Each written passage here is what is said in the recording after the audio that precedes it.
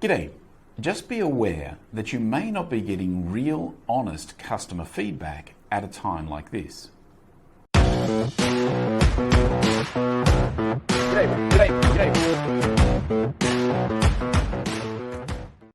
Last week, I took my car for its regular service. Now, a couple of days after that, I realized that one of the rubber pads from the foot brake pedal was actually placed in the center console in a ripped and torn kind of fashion.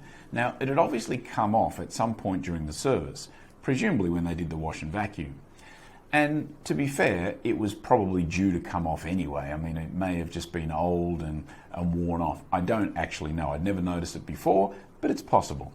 But when the customer service folks called me the day after I realized, and they asked how was the service, I said, fine. Any problems? No problems. Now, normally, I'm a great one for giving customer feedback.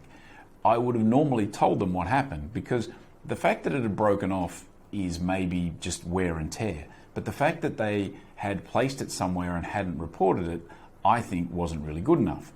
But the reason I didn't report it is I was worried that if it was the guy that had washed or vacuumed the car and he hadn't reported it, then he might get in trouble and he might lose his job.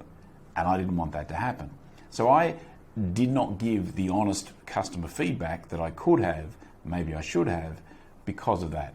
Same thing happened a couple of weeks ago with a Grab food delivery, Uber Eats for those of you in the US.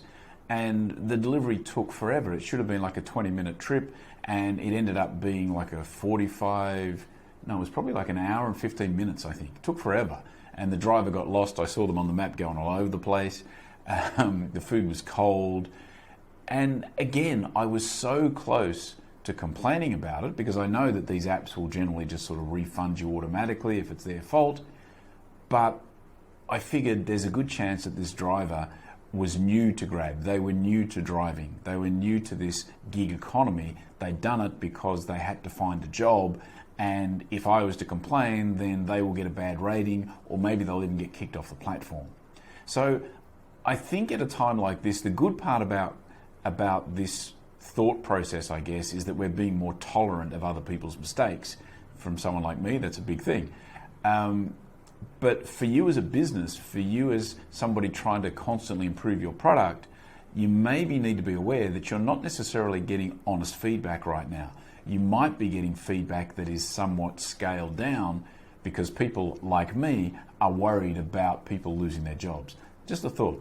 Alrighty, that is it for today. I do thank you for your time, and I will be back again tomorrow. See ya.